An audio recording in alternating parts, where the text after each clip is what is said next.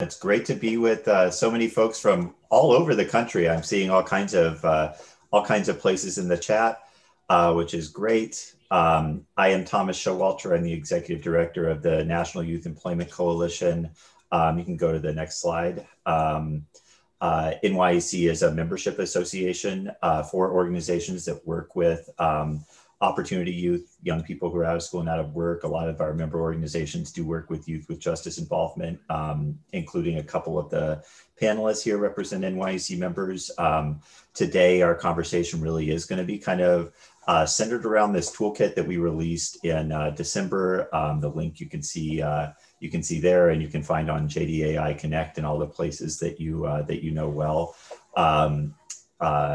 My goal with this conversation is really just to give you all a sense of kind of what's in the toolkit, what resources are out there, what some really good work in the realm of connecting young people with justice involvement to employment looks like, and then to leave a lot of time for your questions and some dialogue. I also just wanted to note that we do at NYUC, where we have a couple other projects going on with the Casey Foundation, so we're really grateful for their support. In fact, we're continuing to talk with the Juvenile Justice Strategy Group about the possibility of launching some kind of community of practice around some of this work. So please contact me or especially Rashawn Bennett, who's with us today, and we'll put his email in the chat if you're interested in learning more about that. I see that he's already dropped the link for more information about NYUC in there. So with that, I want to just tee up that you're going to be hearing from the kind of overall run of show for today. Is you're going to hear from my friend Hector Rivera at Our Piece of the Pie, who's going to talk about some really amazing work that he's doing at the local level. Then you're going to hear from Cheryl Fambles in Washington State about what it looks like to braid funding at kind of system level. She's doing some amazing work that's example of what's possible and even encouraged under the Workforce Innovation and Opportunity Act, but what doesn't happen often enough. So she's really she has a great story to tell you all. And then Caitlin Dawkins is kind of going to talk about what she's seeing working at a national perspective with a DOL funded grant to really seed and build community-based collaboratives. So she can talk about what's happening in a variety of places and what these kind of system linkages are looking like. So with that, I'm going to kick it over to them. I think, yes, next slide. This is a sample of what you can find in the toolkit. We did spend a lot of time talking to both from our previous work with Casey and in interviews with folks, including the panelists here who are all profiled in the toolkit. We did spend a lot of time kind of sorting through all kinds of different options for what system collaboration can look like. And it's really a toolkit that's aimed at folks who are not in the workforce development system to try to get to know what's possible through the workforce development system. So we have all kinds of recommendations for what folks in the juvenile justice system and the workforce system and both systems can do to better connect young people to employment. So please do go check out that toolkit if you haven't already. There's a lot of great stuff in there, building on a lot of great work that Casey's been funding over many years. Okay, and with that, Hector, take it away. Thank you. Next slide, please. I want to talk about first some of the work that we've been doing, some of the partnerships that we're currently involved in, and some of the learnings that we've done and had over a numerous amount of years. So as you see, as reflected on the slide, when it comes to JJ work, and I'm also including reentry work in my conversation, we've had the pleasure of learning at a national level, a state level, and a local level. At a national level, we participate in some partnerships with FHI 360 that you'll hear a little bit about later. We sit at many tables where it's knowledge sharing and learning more about how to best serve and how to best advocate for these populations. At a state level, we have intentional and documented and partnership relationships with the Court Support Services Division, which includes parole and probation, the Department of Children and Family, which is child welfare. In Connecticut, the child welfare system also has a slight population of justice-involved youth. The Department of Corrections in the state of Connecticut, judges, prosecutors, parole and probation officers. On a local level, one of our biggest champions of this work is our mayor. He, 4 years ago, established a program for juvenile justice and reentry and justice-connected youth that was to serve young people who did not fit suitability for all of the other juvenile justice and reentry programs that were around in the city. So that's a big kudos to him.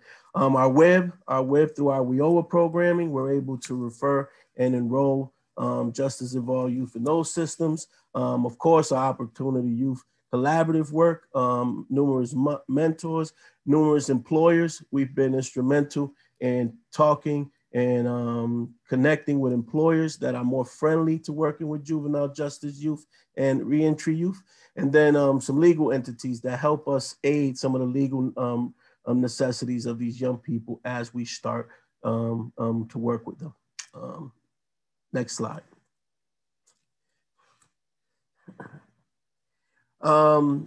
Next slide details some of the work we do with this population. We've broken it down into 3 phases. The pre-release work, which was something that we worked on intensively over the last 5 years. That resulted with the ability to put our staff members behind the walls, which allow us to start working with young people 90 days in from their release. That was huge. The Connecticut State Department of Corrections doesn't allow many people behind their walls. So that was a big get. So now we have constant communication between their system and our system so that we start to identify young people 90 days before they're released into our community. The second phase is our eligibility. A lot of these young people currently and before release have issues and obstacles in gaining documentation. We play a large role with that. We start removing barriers before they're released. We start to gauge their commitment. A lot of these young people, as you know, are often referred to our programs. We want to gauge if they're really intently prepared to participate in this journey with us. And then post-release is some of the similar services that some people on this call also provide. We think that providing a larger menu of services will allow them to connect to your services in a holistic way. If we are able to address most of the things that they have barriers or issues with, I think they'll be more receptive to the work. And then I want to be able to talk about some of the accomplishments. One thing is that we noticed is there are multiple tables that are doing this work and facilitating this work across our city. We started to connect some of those entities so that we were having one common conversation rather than multiple. That's helped us with client understanding and access. It's helped us determining collaborative ways to attack some of the problems that these young people are having. It allows us to even go after resources in a collaborative manner versus an individual manner. We've been able to secure some agreements where now young people are coming home with more documents that are facilitated by state entities. We noticed an increased engagement and progression growth during the COVID pandemic time period. And then one of the biggest things that I think people should take a distinct look at is developing your own employment systems. We became and are currently the employer of record for over 400 young people in these collective programs a year. And what happens is, as some of these employers or the pandemic, for example, were no longer accessible we created employment opportunities for these populations so that they can keep earning and keep participating in their growth. So, you know, I know there's a lot of information. I'm open to answering questions both now and after the fact. So thank you. All right, thanks, Hector. And please do, please start getting those questions in the chat. We wanna see questions, and I'll turn it over to Cheryl. Good morning, all. Cheryl Fambles, Chief Executive Officer of Pacific Mountain Workforce Development Council. We'll call that PAC Mountain for the remainder of this conversation. We are located in the northwest corner. My territory is 5 counties. We are the federally designated workforce development area covering those 5 counties. In Washington State, there are 12 of us, and we're one of the 12. We are a predominantly rural area, but we do have the capital county, which is Thurston, and that brings us into a little bit of a semi-urban area. We are a 501c3. Some workforce boards are embedded in particular counties, but we are separate as a 501c3. And we offer all of the services of most WIOA compliant boards. So we have programming in adult, dislocated, youth. I'm going to tell you about my journey out beyond in a minute. We also compete for and get funding for workforce solutions. If you think about what a workforce board is, it's looking for workforce solutions to serve our businesses, the economy, and of course, the job seeker and the career developer. So when we think about competing for grants, we're competing for the grants that are going to serve the populations that are in PAC Mountains area, high vulnerability. And so that brings us to my journey out beyond. Let me do the next slide, please. So my journey out beyond, which an acronym, my job, right, kind of catchy as a workforce development council. We are in partnership with Juvenile Rehabilitation Administration, which is embedded as a division within the Department of Children, Youth, and Families in our state, and with the Division of Vocational Rehabilitation, and that's embedded in the Department of Social and Health Services. Our program provides counseling, mentorship, workplace readiness, and essential skill building opportunities in partnership. And you know, partnership is code for funding, but it's also code for making sure that we are developing all of the things needed from each of those constituent groups. So JR is very interested in rehabilitation and safety, and DVR is particularly interested in the educational components for those young people that are challenged in the classroom, and we're interested in workforce solutions. We serve ages 16 to 24. We have JR to 25, I think, in legislation, so we can serve, our state has young people to the age of 25, but funding limits us, so we're at 24. Not a big differentiator there, but it is something when we think about eligibility, we have to pay attention to. You might hear PREETS, which is pre-education transition services. That's a WIOA program found in Title IV with Department of Voc Rehab. And those are new dollars that were made available in the last passage of WIOA in 2014. So that we braid funding with DVR, with our own WIOA funds, and then with JR brings some specialty funds because they are, they're Explore Your Future. They're looking at employment outcomes. And so they have a research project that provides for some amount of funding to be able to deliver these services. Quick snapshot, last year we provided just over 2,100 individual services. If at any one time you've got between 800 and 900 students in the facilities. The facilities, there are 3 residential facilities. My case managers are in all of those. There are 8 community facilities, and we are virtual in many of those and trying to ramp those pieces of programming up.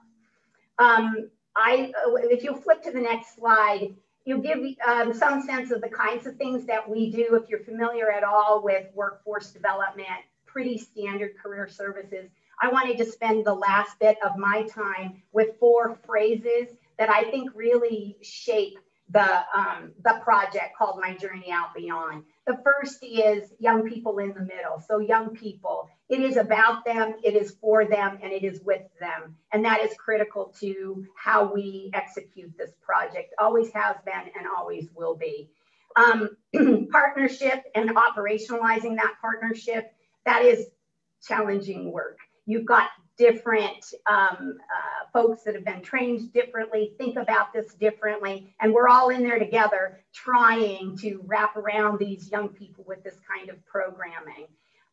That is hard, but it's probably secondarily hard to the systems integration. That's that third phrase I'll throw out for you. System integration is absolutely essential as we are trying to leverage all of what everyone can bring to the table. Those systems, you might find great partners, you might find a great project, but how you get those systems to be able to integrate, to talk well together, to share information, to agree to outcomes that are similar, to then get over the challenges takes then that last phrase.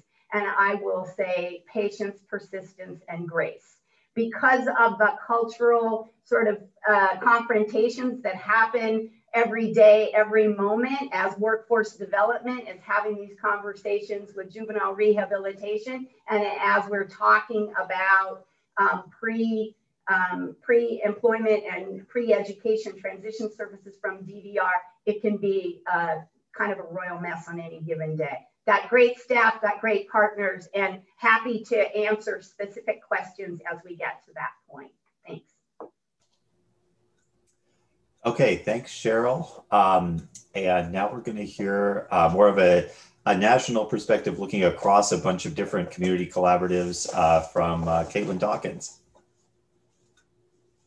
Thank you, Thomas, and hello, everyone. Good morning or good afternoon, depending on which side of the coast you are on. I am Caitlin Dawkins, and I am here on behalf of FHI 360. As Thomas mentioned, we are actually an international organization that is really committed to human development. And speaking from kind of where we are with our programs in reentry, we work out of the National Institute for Work and Learning. We're located in Washington, D.C., the D.C. office. And really, our goal is to increase access and equity to work and education for people who are impacted by the justice system. And you'll see here on this slide that we really do that in a variety of ways. The first way I would like to talk about is supporting reentry programs.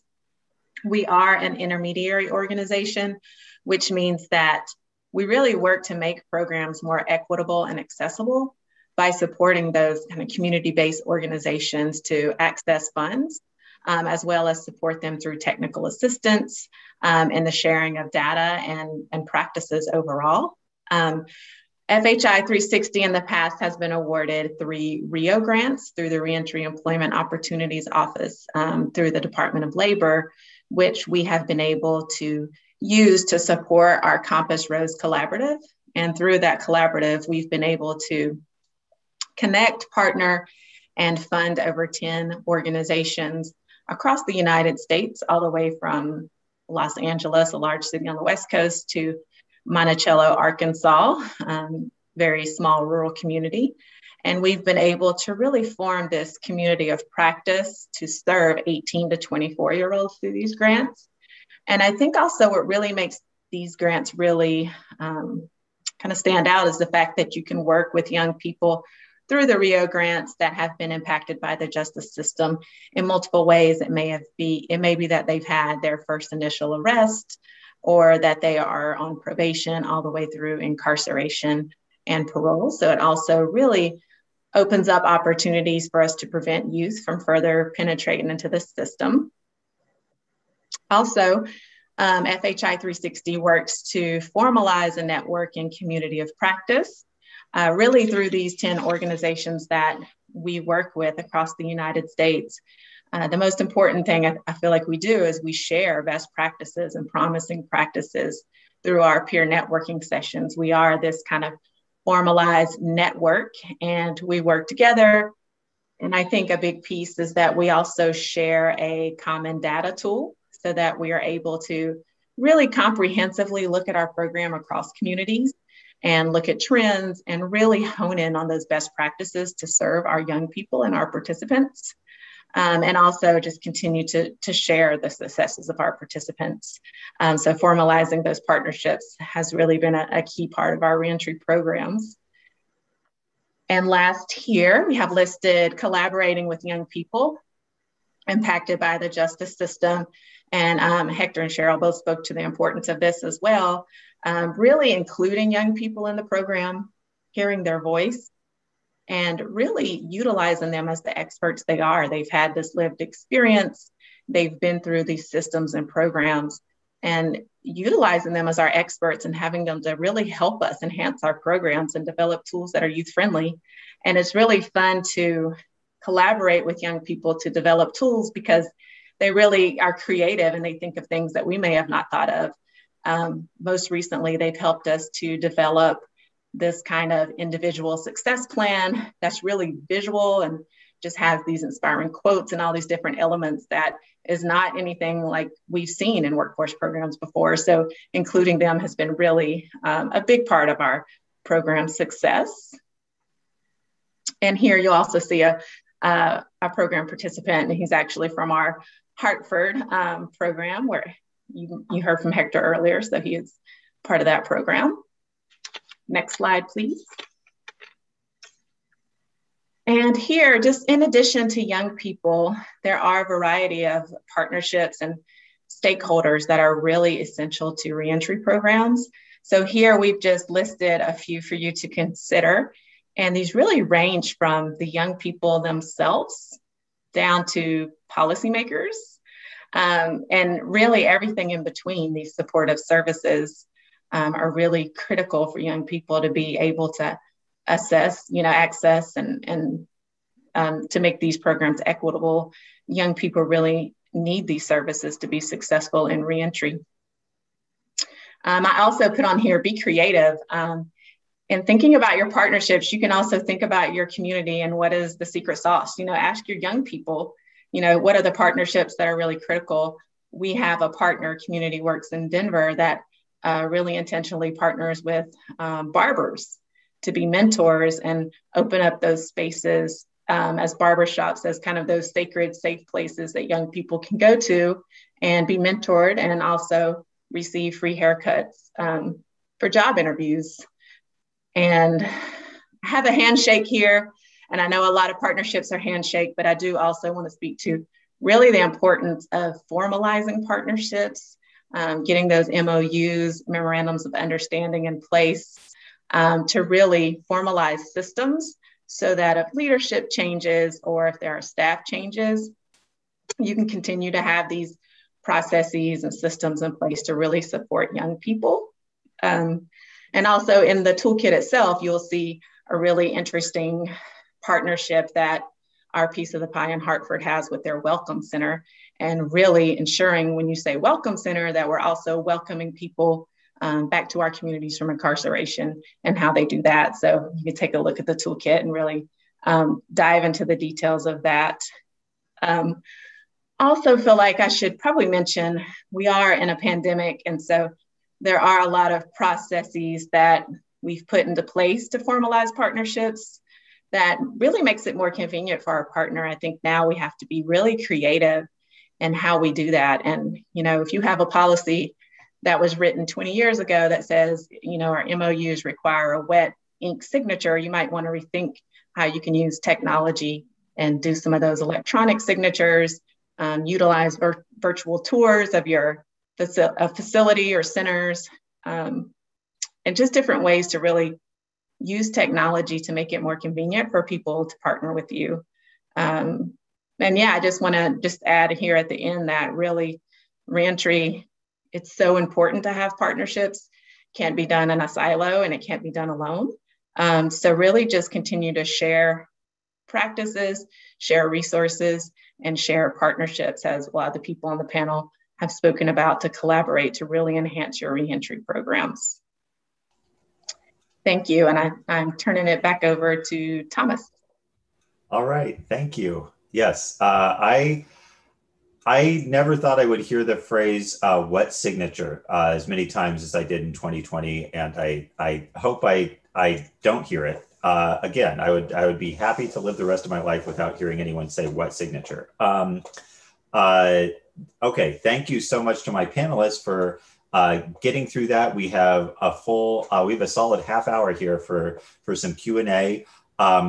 I wanted to tee up one of the questions in the chat that I think is a good framing question for folks who might not know a lot about the workforce system, or are maybe thinking through some of this stuff for the first time.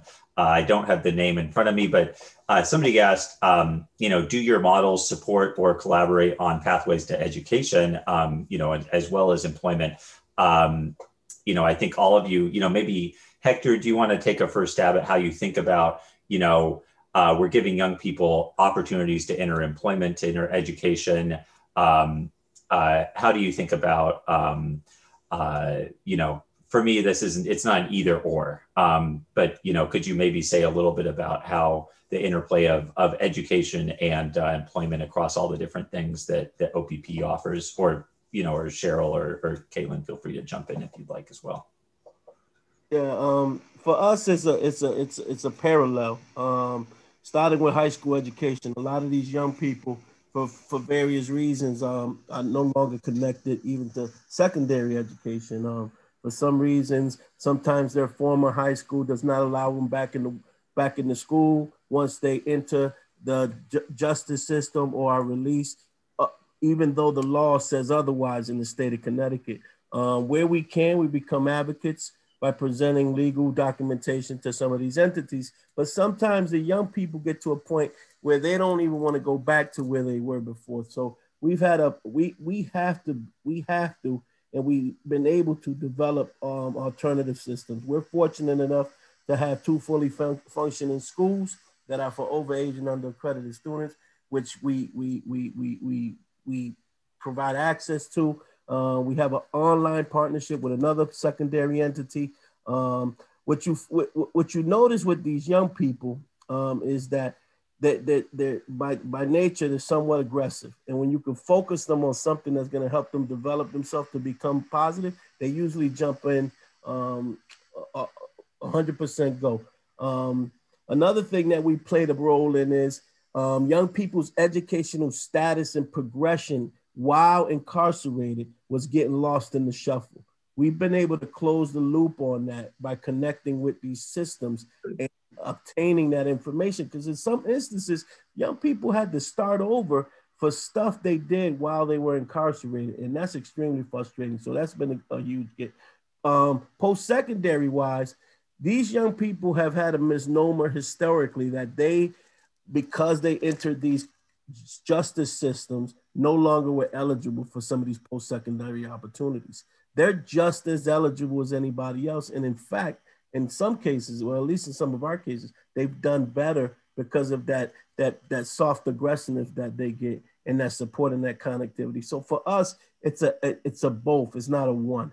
We know that post-secondary a credential attainment supports their ability to go into more meaningful employment opportunities. So that's what we talk to them about all the time. So for us, it's a both. And as long as you got the supportive structure there, they should be able to feel it and see that somebody's in their corner, providing opportunity, providing insight, and guiding them through that journey. So for us, it's a both. It's not a one.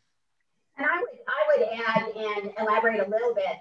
Completely agree with what Hector is indicating. It's even, I think for us, it's integration and about continuous learning. We all need to reframe how we understand the world of work, and we have to become continuous learners. And so wherever you start, you can be successful in the world of work, and you keep moving through it. And our job is to figure out what that young person's interested in and where they start and how we can progress them along in a pathway that is designated. We have 3 in the residential facilities. There are school districts that support those for young people. What we've found is that with the older population coming in, they have a very different way that we need to engage them. It needs to be more pre-vocational. Many of them have their GEDs or don't want to be in a classroom, or they have been in the world of work, and that's the best way to start with them. So how do we begin encouraging that their frame of reference is about learning, and what do they need to do to be successful in the work that they want? So pathways is it's more about continuing to keep them moving through and thinking constructively and positively about their own journeys. We do pre-vocational kinds of programming that allows them to get work-based learning experiences. That's been a huge part of what WEO has been able to pay for, is we actually can put them in the job site on extended internships. Essentially, their WEXs, work experiences that are hugely valuable. They get to be in that environment, they get to continue to learn, they get to see themselves as successful and part of a team in the workplace. Okay, awesome. Oh, Caitlin, did you want to jump in? Yeah, I just wanted to add, I'm glad that education was brought up as part of the conversation. And speaking just from our RIO grants through the Department of Labor, this has been the first time this last round of funding that there really has been a kind of elevated focus on community college partnership, which is mandatory as part of those grants, and really pushing us to think about how we work with our community college. And not just how do we get participants into community college, but how can we build the capacity of the community college to serve participants, which is really an interesting conversation, because I think a lot of community colleges say, you know, we're missing the mark. We want young people who have justice involvement to feel comfortable here, but that may require some training, support, some capacity building, as well as just a very close partnership with the community college. So I think that's just an element, like just from a national perspective, that we're seeing as well. Awesome. I think I'm going to smush together a couple of questions that I saw come up that are both pretty, I would say, pretty common across kind of the opportunity youth workforce conversation, but specifically in the context of this question, you know, somebody asked, what more can we be doing in the realm of recruitment and engagement to reach more youth with justice involvement? And then another piece along that pipeline that we often hear is, you know, what do I do to, you know, to maintain that engagement in a program? And in this context, specifically of a young person's only in a workforce development program because they've been referred there by a court. How do you maintain that engagement? So how do you, you know, what works in terms of recruiting and initially engaging youth with justice involvement? And then how do you keep young people in your program? And especially if it is in a situation where they've been mandated to the program. I'll start. From the recruitment aspect, you know, one of the things that I highlighted in my slides was the need for partnerships, but also for system connectivity. As I mentioned before, what we started to notice is that there were multiple tables, multiple systems, multiple providers doing similar work, but a lack of communication across the table. I mean, Caitlin mentioned the reentry center. The entity that is oversees that center has a consortium called the Greater Hartford Reentry Network, I believe, and it brings everybody together so that we can start looking at what is each entity doing? Is there overlap in servicing? Is there something that one organization is doing that the other one doesn't do? In some of our pre-release work, we wholeheartedly do an extensive assessment.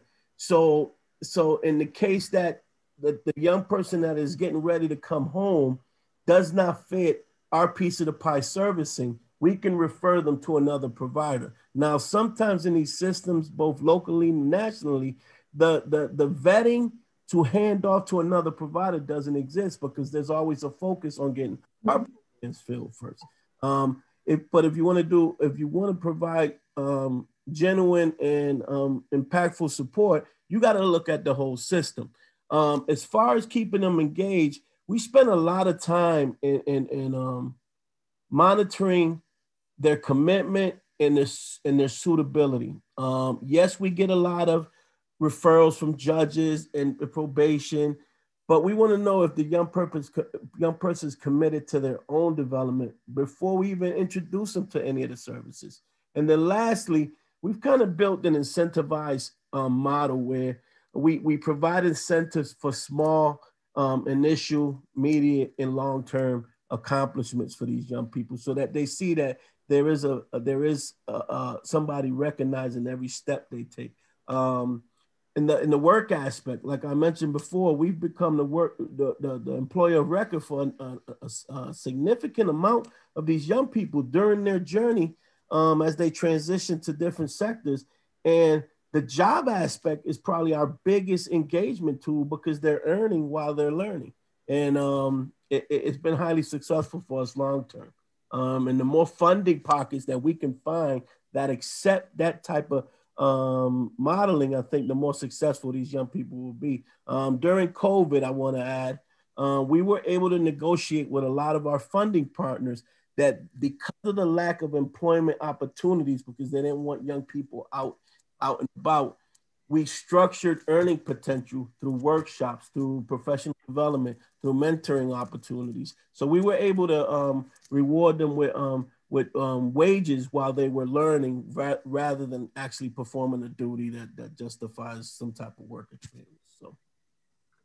My program participants are all voluntary, so none of this has been mandated. And as a matter of fact, it actually is, people want to come to our program because it gives them a little bit of something different to do when in the residential facilities, or if they're in the community facilities and they're going to work, or they're going to into community college or education programming.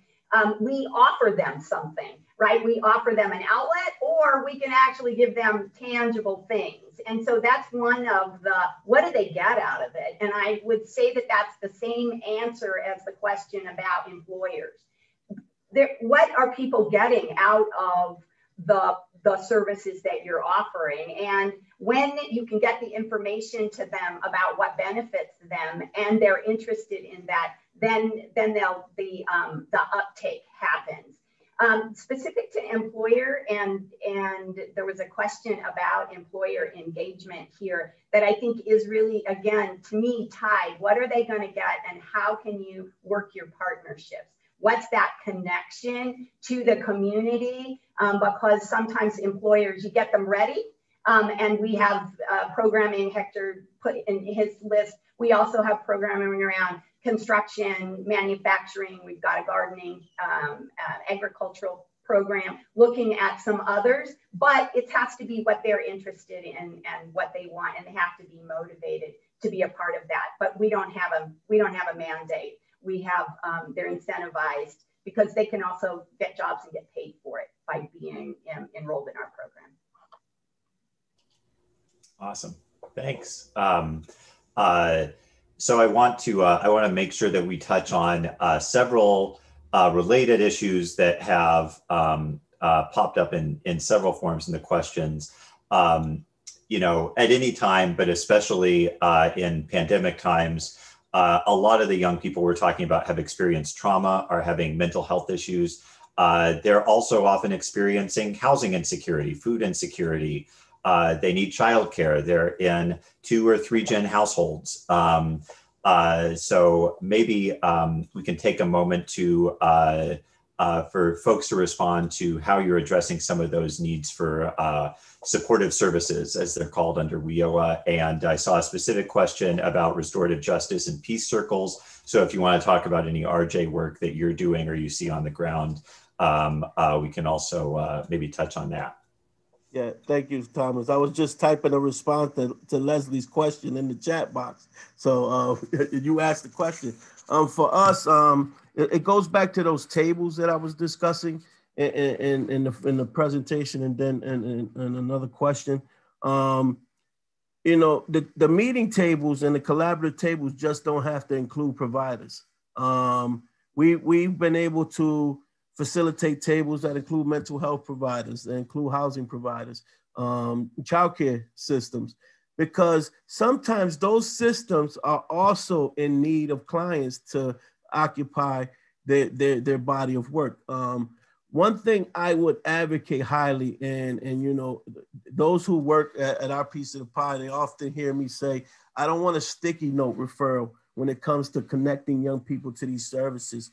We try to do a hands-on handoff to these services, because if you as a provider have this hands-on approach and trusting relationship with a young person, and you just give a young person a sticky note to go see somebody, and then when they get there, that relationship does not look like what you facilitated as a provider, it's never going to work. It's never going to work. Young people often come back and said, I don't want to go there. They're not as attentive. They don't provide me insight. And you got to pay attention to that. But for us to access those type of services on behalf of our young people, we've had to have planning and developmental conversations with each other beforehand. You can look up a significant amount of childcare centers in 211 or something and say, okay, here's a daycare center. But if you as a provider don't have a meaningful relationship with those entities, it's never going to work. So for us, it's pre-conversation. What is the mutual benefit of us referring and you receiving? And then a lot of the times, these same providers that provide these supportive services are looking for programming for their clients that then we can help with. So it's kind of a mutual benefit to both sides of the spectrum. And then the development of MOUs and MOAs is not a bad idea either, where the relationship is defined, it's in writing. I mean, it's not binding, but at least there's something that guides the work that you want to do with each other on behalf of these young people.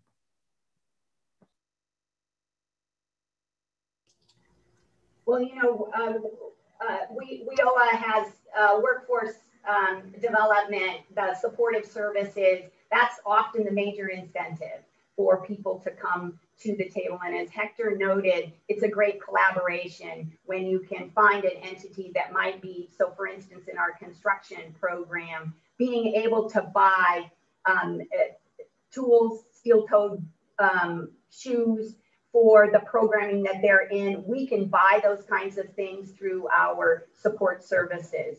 And it's a growing recognition by employment, by workforce development entities, that there are those social environmental determinants to successful employment. And we know that they are housing and child care. We've always known it's been training, but the ability to have a safe place and to be able to manage your mental health and all of those things are part of what our supportive services can in fact do. It's that whole barrier removal. And the handoff, I just want to reiterate what Hector's saying. Those warm handoffs are critical. And so because we're part of the American Job Center Network and WIOA Youth Services are across our state, most of the young people being released back into community are not releasing into my area, into my 5 counties. They're releasing elsewhere. And so I make those connections through the employment counselors at JR and through the WIOA youth providers to say who you got, who's on tap in that local community that's willing to help this young person and walk them over with a telephone call or a connecting moment. Yeah, and I just wanted to add that exactly what Hector is saying, you know, really needing to walk young people through the process, not just for the relationships that we have, but also because a lot of these systems that young people have gone through have traumatized them as well, right? Like just being real about it. And so there may be trust concerns for a lot of young people. So if they grow close to an organization like an OPP and they know the case managers and they're able to really guide them through the process and make those introductions, it's really beneficial. And also I know that employers was brought up a couple of times and thinking about trauma that Thomas brought up, FHI 360, we have e-training for employers that are interested in employing young people who have gone through trauma or experienced the justice system, and it really helps employers to unpack.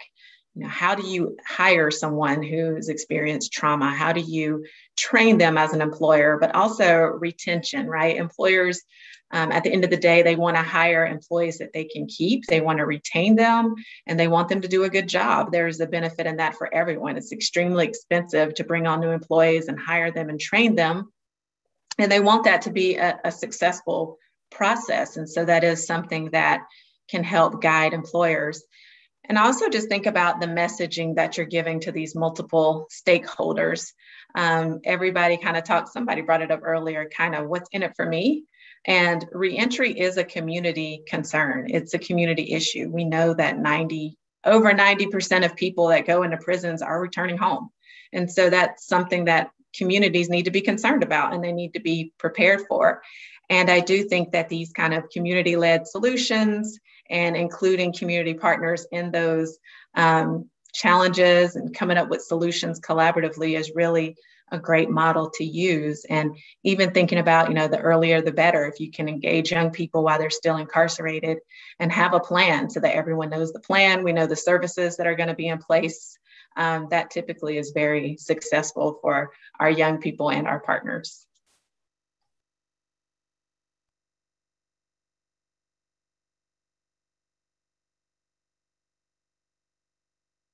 There was a question asked about WIOA and how to begin doing your own WIOA services. So anybody can be doing workforce development services. The question is, how do you access the funding and get into those funding pieces? And it is in the toolkit, there's quite a bit of discussion about workforce boards, trying to make those connections to them because most of us bid that work. We also track very closely when U.S. Department of Labor is putting out a solicitation, and we're going to be looking for partners. And I'm certain that that's happening across the country. So making sure that you have those connections with your workforce councils, because often the funding goes to those councils, and then they then turn around with a solicitation with an RFP to find contractors to deliver on the commitments for the money that has been received. And that's that's partnership, right? Because you do the work, the council can help make sure that that work is strategically aligned with what our community wants to do. And that's why councils are key in this, because we're trying to align all of those resources in the best interests of those individuals and the businesses that are in our regions.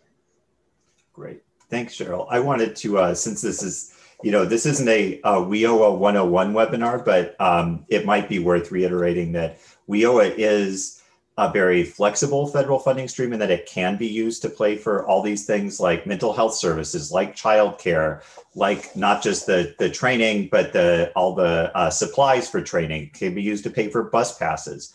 But there are also, 500 plus workforce development boards around the country, and they all have a lot of autonomy to operate, and they're all operating in different state contexts. So some workforce boards, as you approach your local workforce board, they might be, really solely focused on spending as much money as they can on training or on subsidized wage subsidies or something like that. But some workforce boards, like Cheryl's describing, are much more open to paying for a lot of those kind of other services and just those kind of, incentives and food and the kinds of things that we know just are really important for greasing these kind of system connections. So it's really going to be about learning, kind of learning from your own workforce board, kind of what the context is, what their relationships are, et cetera.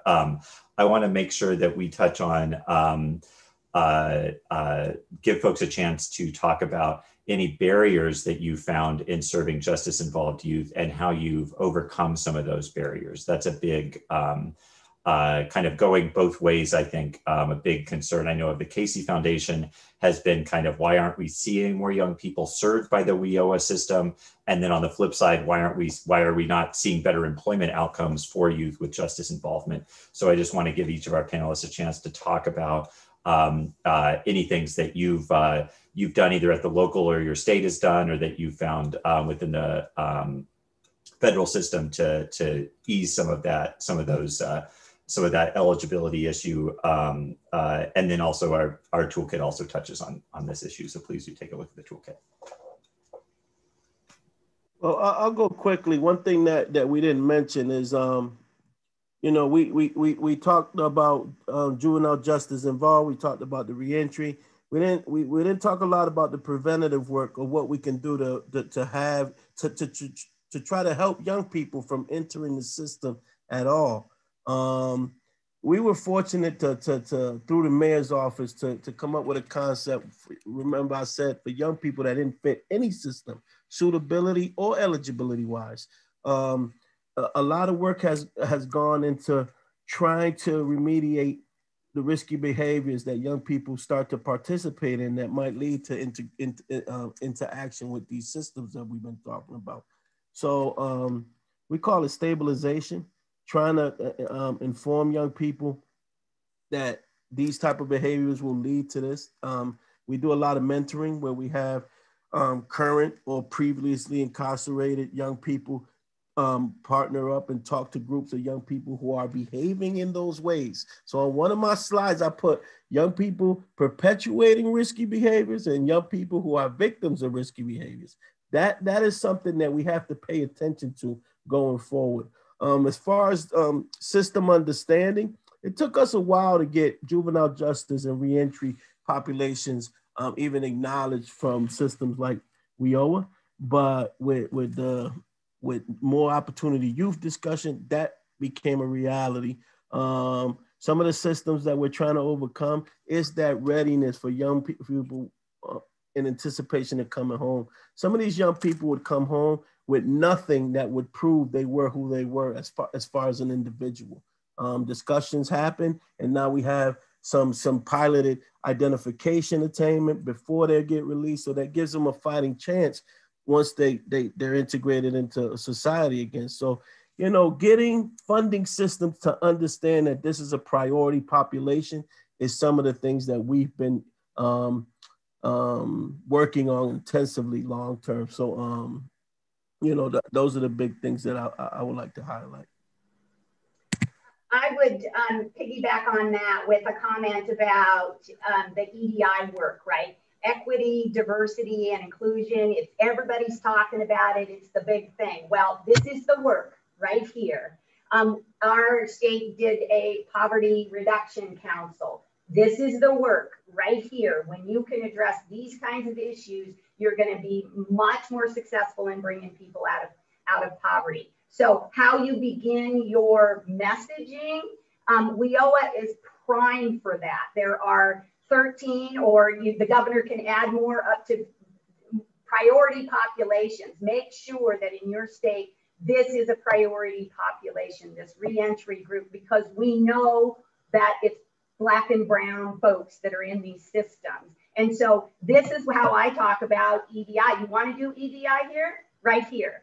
With these kinds of jobs, with this population, and get to it. So I think it's momentum.